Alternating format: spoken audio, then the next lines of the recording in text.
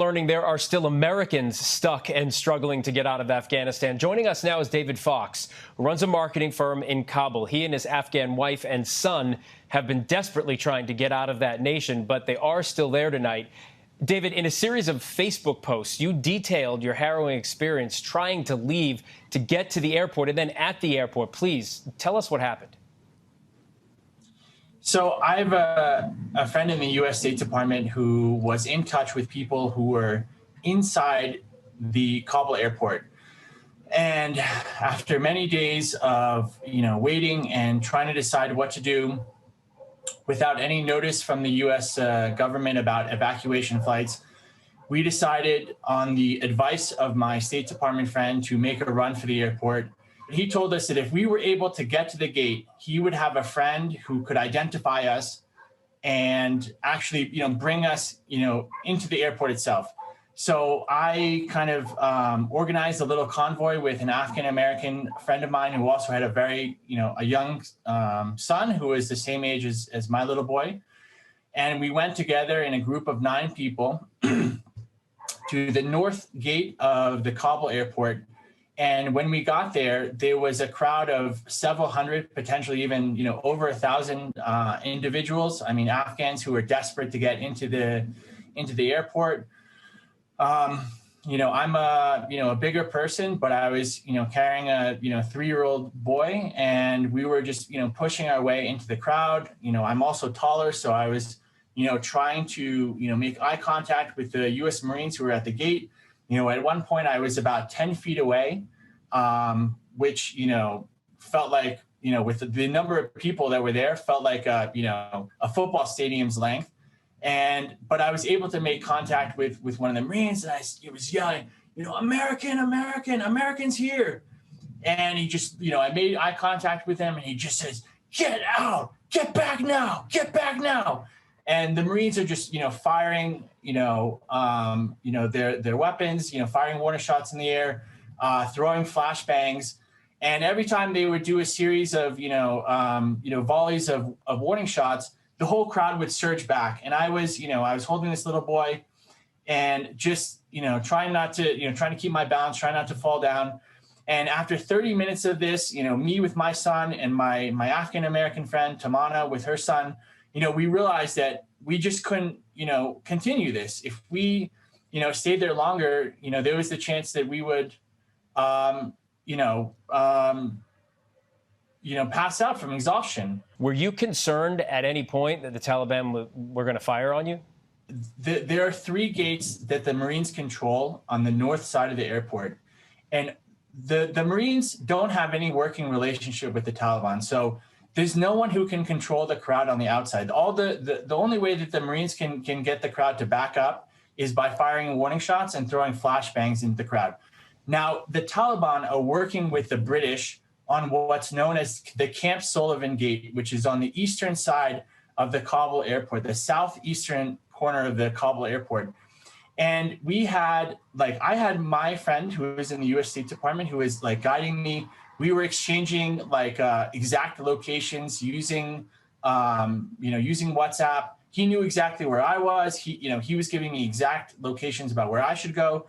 And when the North Gate option did not work out for us because we aborted, we just, after we aborted that attempt, my friend Tamana's contact, who was in the U.S. Department of Defense, said, "Okay, go to the Baron Hotel, which is by the Camp Sullivan Gate." The Taliban have, a couple of layers of security. So they have an outer perimeter and then an inner perimeter, and then the place where, these people can actually communicate with a British soldier.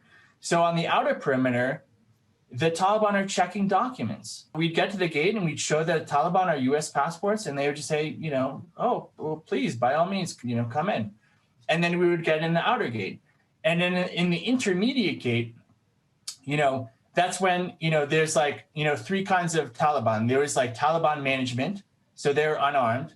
There was Taliban, fighters who actually had weapons, and, they would fire warning shots, and hit people with buttstocks, poke people with the barrel of the weapons. And there was, Taliban enforcers. So the Taliban enforcers had these, big rubber bands. I think they're called motor fan belts.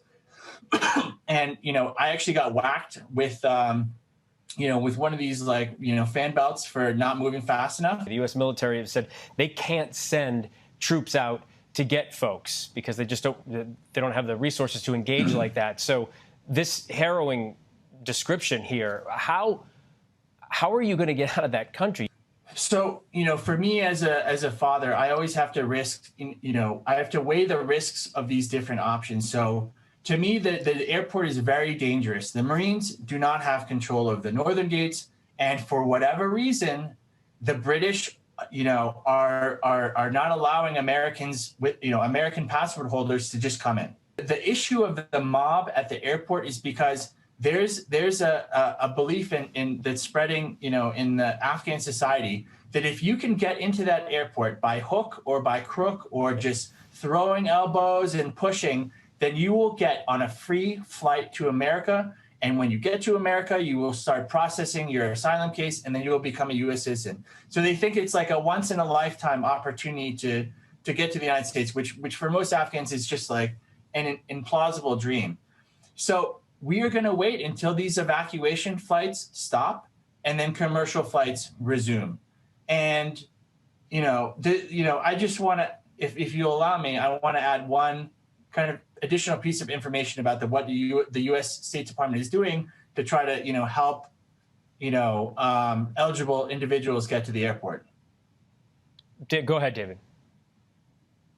So this morning at around 9 a.m., I received an email from the U.S. Embassy Consular Services Department, and they said, we have created a document to help American citizens and eligible SIV recipients and applicants get to the airport. And it is this document. I printed it just for you guys. Okay. This looks like a US visa. Okay. So for those of you who aren't familiar, if you get a US visa, an immigrant visa in your passport, this is what it looks like.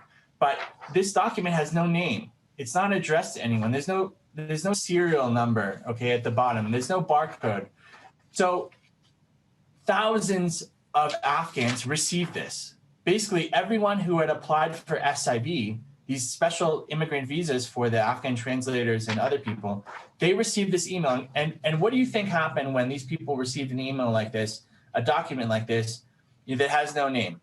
Of course, they printed out 100 copies. Even the Taliban can't control, 2,000 or 3,000 people at the Camp Sullivan Gate when you have tens of thousands of Afghans who now have this kind of ridiculous, bogus document that the State Department created.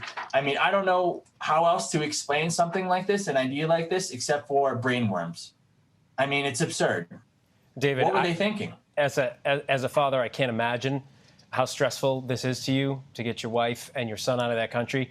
I can tell you that President Biden told our George Stephanopoulos that he will get every American out who wants to get out of Afghanistan, and our people will be there until that happens. So I wish you and your family the best of luck. We'll continue to check in with you, but be safe, okay? Great, thank you. It was nice to talk to you. You might have noticed that we blurred that document David showed us. We did that for security reasons.